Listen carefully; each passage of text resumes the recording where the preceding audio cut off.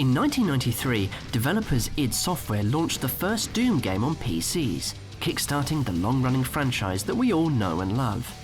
It also started the evolutionary tree for a series of game engines that are not just synonymous with Doom and its stable cousin Quake, but are also famous for pushing the boundaries of graphics rendering. Yes, we're talking about id Tech, and Doom: The Dark Ages is the first game to be powered by id Tech 8. Before we take a look at what the latest version of id Software's engine has to offer, let's go back in time and start at the very beginning, long before id Tech was even a name.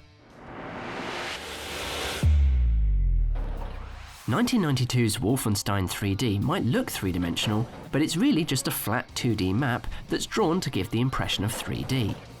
id Software programmer John Carmack chose an unusual method for rendering the three-dimensional world: raycasting. For every vertical line of pixels, a single ray is used to calculate how far walls and doors are so that they can be drawn to the correct scale.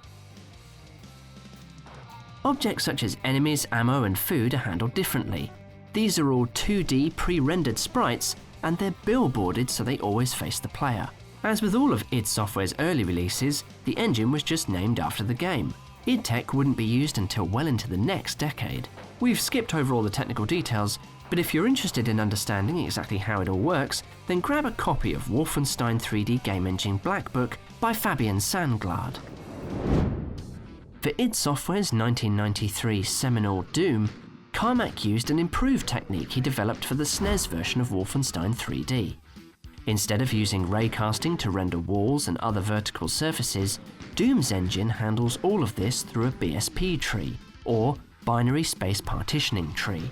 Doom's engine allowed for much more complex level designs than those in Wolfenstein 3D, but since it was all still technically 2D, you couldn't look up or down. Once again, 2D pre-rendered sprites are used for monsters, weapons and ammo, though they're much higher quality than before, with better animations and colour effects to give the impression of depth. The impact that Doom had on the world of gaming is hard to overstate, not just in terms of shaping genres and game design, but also in how its engine would be licensed by other developers to create very successful games. Doom's engine would only be used in a handful of other games and wouldn't be called id Tech 1 for a long time, but it would be used to create the fantastic Heretic and its sequel Hexen. For the 1996 release of Quake, and its semi-related follow-up Quake 2 a year later, Carmack created an entirely new renderer. Instead of flat maps drawn to mimic 3 dimensions, then overlaid with 2D pre-rendered sprites, the first Quake game was fully 3D, using polygons and textures for every surface and object. The result was a world you could look at and move around in any direction, with shapes no longer constrained to be fully vertical or horizontal. Quake 2's engine was more of the same, just with sensible improvements, allowing for better graphics and performance on the influx of new 3D graphics cards appearing at the time. What made the engine really stand out is the number of other developers who licensed either one and used it to create some outstanding games. Hexen 2 and Heretic 2, Malice, Sin, Kingpin, Soldier of Fortune, and Anachronox were all great games in their own right, though the real star has to be Half-Life. Admittedly, Valve rewrote an awful lot of the Quake engine for its masterpiece, but if it didn't exist in the first place, would Half-Life have been as good as it was? With Doom sidelined in favour of Quake, id Software chose a multiplayer focus for 1999's Quake 3 Arena, but that didn't mean Carmack gave up pushing the graphics envelope to new heights. Quake 3 Arena's engine introduced a raft of new technologies to improve the graphics. Objects and structures could now be made to look far more natural and curved, all without demanding too much of your PC's hardware. The shader system used in Quake 3 Arena was a precursor to the shaders used in today's games. Each shader conveyed information about textures, lighting, and even sound, making every surface more detailed than ever before. But what truly made Quake 3 Arena's engine stand out was the sheer number of games created with it, including classics such as Star Trek Elite Force, Call of Duty, Medal of Honor, and Star Wars Jedi Knight. For its next game though, id Software decided it was time to return to an old classic. Doom 3 appeared in 2004, and once again, id Software raised the graphics bar to a new level. Texturing was now far more advanced, and the engine calculated the lighting on a per-pixel basis rather than per polygon. Along with stencil buffer shadows, Doom 3 looked far more realistic than anything id Software had created before.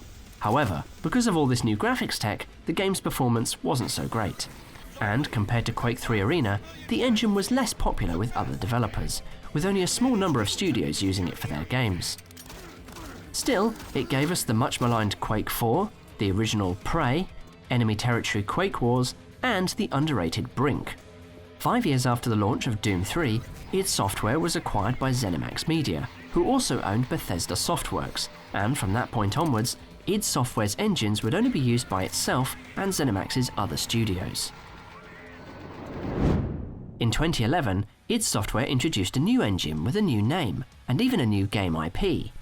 Rage was powered by id Tech 5. The older engines were then retrospectively renamed in the same manner.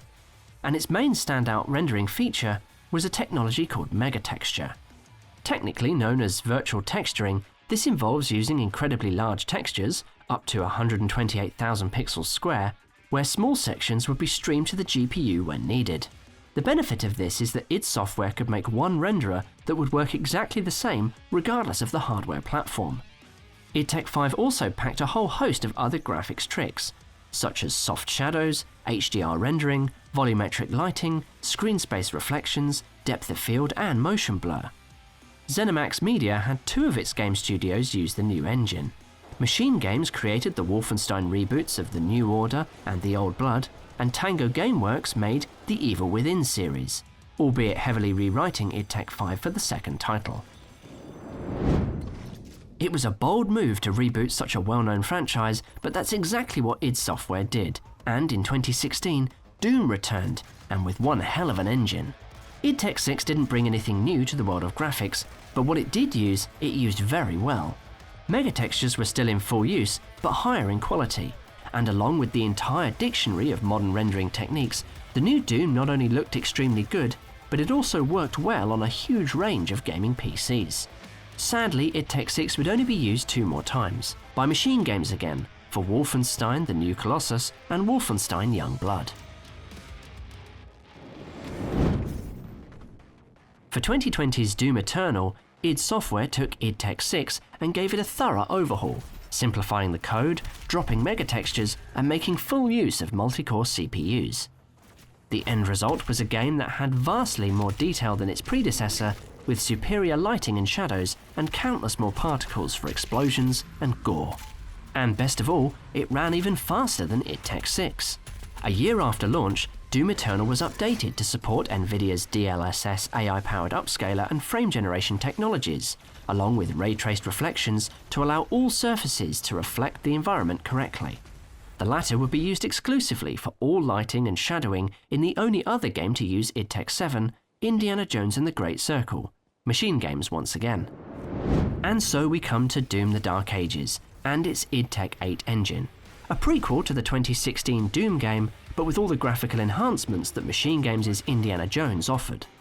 With ray tracing used all the time, and with no shader-based fallback system for GPUs without ray tracing hardware, id Tech 8 was never going to be as speedy as its predecessor, but it still runs pretty well, all things considered.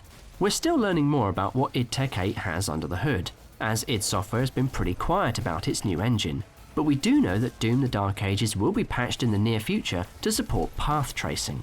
No other id Tech 8 games have been announced yet, but you can be sure that Machine Games will probably use it, possibly for another Indiana Jones game. With a gap of 4 to 5 years between each release of the new id Tech engine, we're obviously not going to see another one until the end of this decade. That's sufficient time to allow for 2 more generations of new GPUs, and if you compare today's graphics processors to those from 2020, we can maybe judge what id Tech 9 will bring to the table.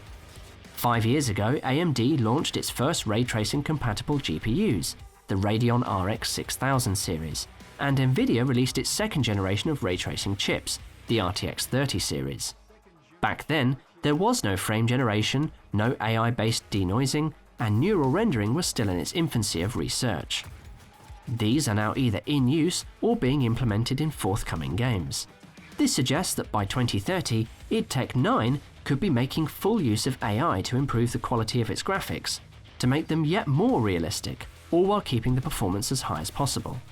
The next Doom or Quake game could be permanently path traced, or use neural compression so that ultra-high resolution textures can be used everywhere. But whatever we do get, id Software's long history of creating graphically intensive games means that we can be sure that we'll be in for a visual treat. Although the id Tech engine is no longer the one to watch for new rendering technologies, everything in Doom the Dark Ages has been done before, it still sets the bar when it comes to optimized performance. Now, how many game engines can you say that about? Check out our full article on the history of id Tech over on PC Gamer, and for more deep dives on your favourite games, subscribe to us here.